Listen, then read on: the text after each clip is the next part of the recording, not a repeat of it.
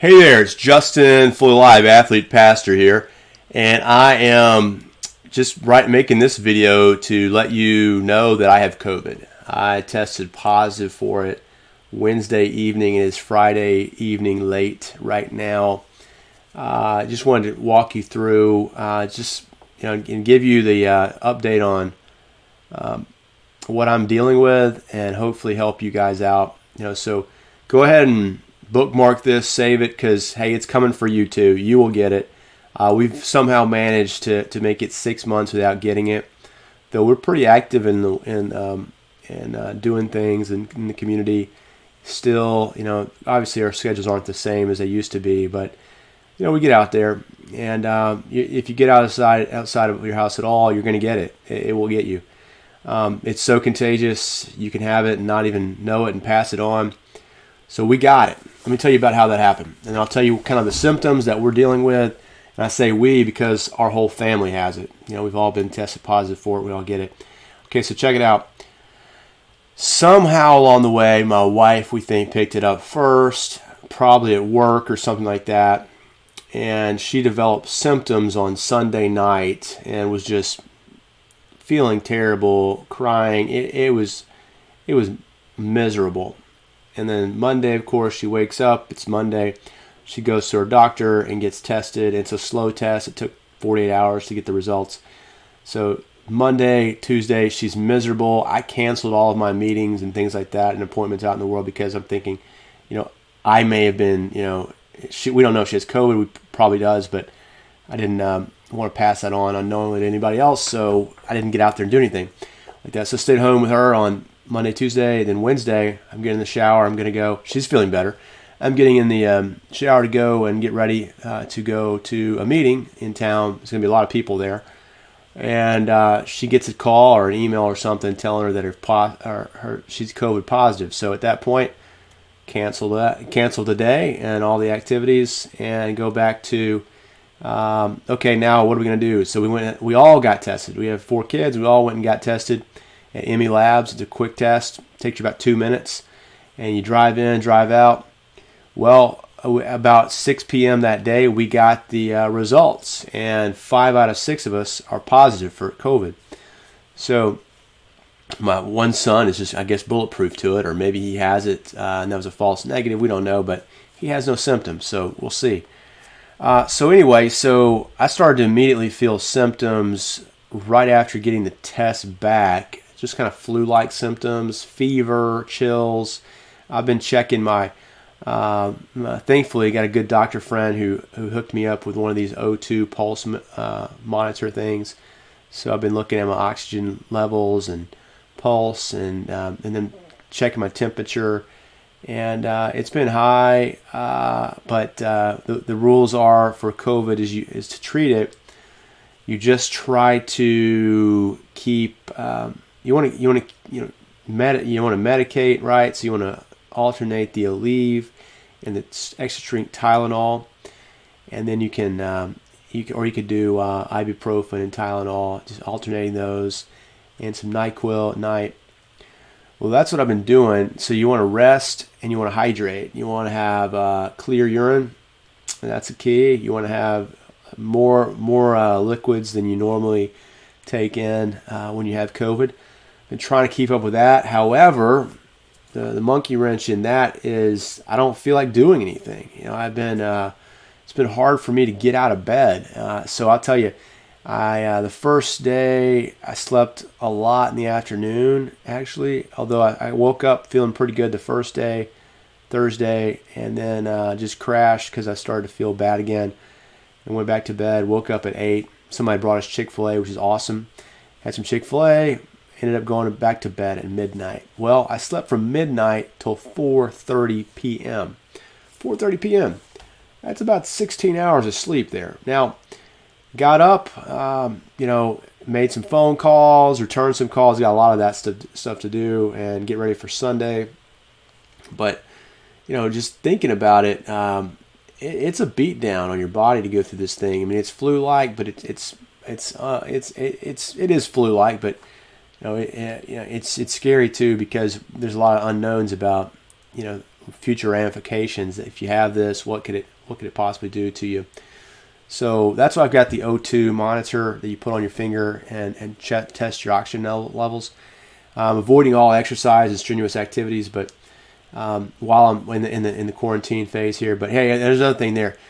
Because of this, we have to be quarantined for 10 days at least, and so we're not even leaving the house till September 27th. So there you go. So that's our situation. Anyway, cough. That's one of the symptoms. So let me run through the symptoms and tell you which ones I have and all of our family has, because we're a sample here. I'm kind of donating my body to science. I want you guys to have a good handle on this and understand it, and bookmark the video, save the video, because you're going to get it. It's coming for you. It will eventually get you. You can't stop it. You can only hope to contain it, but yeah, it's going to get everybody. Unless we get a vaccine, you're going to get it. It's too contagious. Look at this. So, okay, here's the things. You got fever or chills. Yes, definitely. I was shaking so violently last night in bed. It was scary. You feel terrible and you get chills, and I've been sweating. Fever's been pretty extreme. That's definitely a factor for me on that one. Another one is cough. Very mild for me. Meredith has had the fever and the cough and the shortness of breath and difficulty breathing. I haven't had that. But fatigue, yes, absolutely. I can't even get out of bed. That's terrible. I feel horrible. Yes. And then muscle and body aches. Those another factor, another symptom of this. And I tell you what, all those days working in the gym, you know what? That just gives you more muscles to ache, more muscle to ache. And so I've been really hit hard by that. I can't get up. I've tried to bend down and pick something up yesterday. And man, the mobility is not there. I can't even I have to load up to get to really load up to be able to get down to the floor. Woo! It's difficult to get down. So yeah, muscles are hurting. Hamstrings and glutes are tight and achy.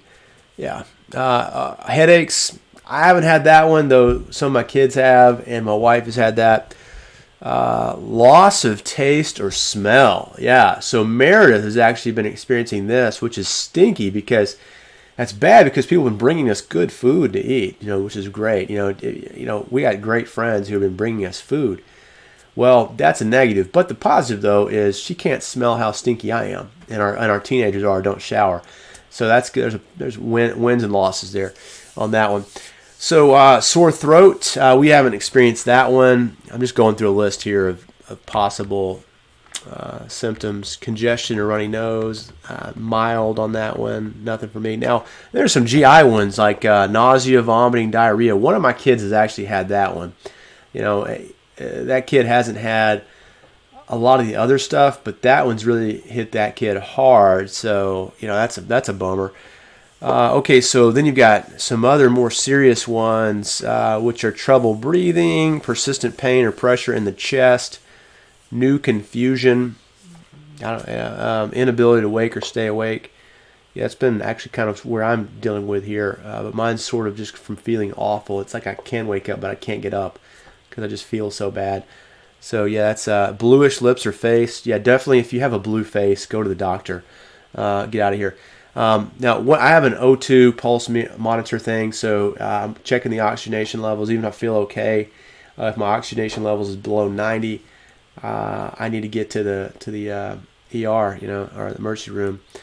So those are the things. So I don't want to just. I want you to know what it's like. I know a lot of people out there don't know people who have COVID, haven't seen it. I want you to see that it happens to real people. It happens to families.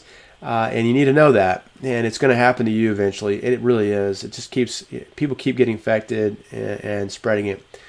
So wear the mask, social distancing. I think, the mask, you got to do that because it can be helpful, but really the key is just stay 6 feet away. That's the number one thing. But wear the mask. I mean, like, if you could help somebody, do it. Why not?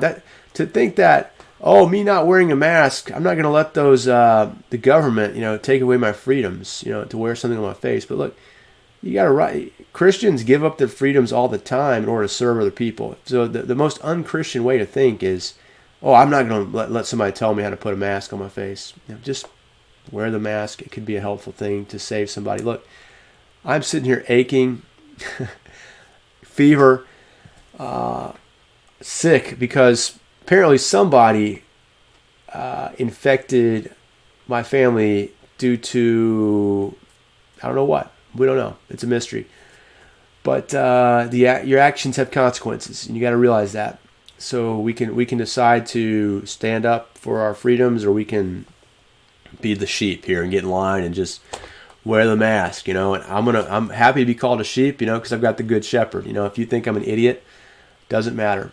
Totally doesn't matter. But you got to have a little humility, guys. And the only way to cultivate humility is to know that everything we have is due to God's grace. And we don't need to be the guys who see through everything and are cynical and looking at everybody like we know everything and they don't. We don't know anything. Were we there when God formed everything? Were we there? We are so small. We have so little information, so little knowledge, so little wisdom. Let's go ahead and have some humility here. And in the meantime, while we don't have a vaccine for this COVID thing, let's try to be safe and as cautious as possible, because our actions do affect other people. So there's your little lecture for the day, kids. That's the deal. So you definitely need to take these things seriously, because it is very, very contagious. Now, I'm not just going to tell you about the symptoms. I'm going to tell you a little bit about how I'm processing it and what I think the Lord's teaching me. Because this is not 2020. This is not some impersonal thing. This is not some, we're just not getting hit by a bunch of bad luck here. I mean, God's in control of all things. So I got to process it and look at the Word of God, pray and meditate upon this and see what the Lord's teaching me. And that's what I'm going to be doing. I've got some preliminary thoughts, but I want to work through it and share those with you guys. And so in the next few days, I'm going to be logging the progress here. How's the COVID going? I've got a lot of time to do that because I'm going to be at home for 10 days at least.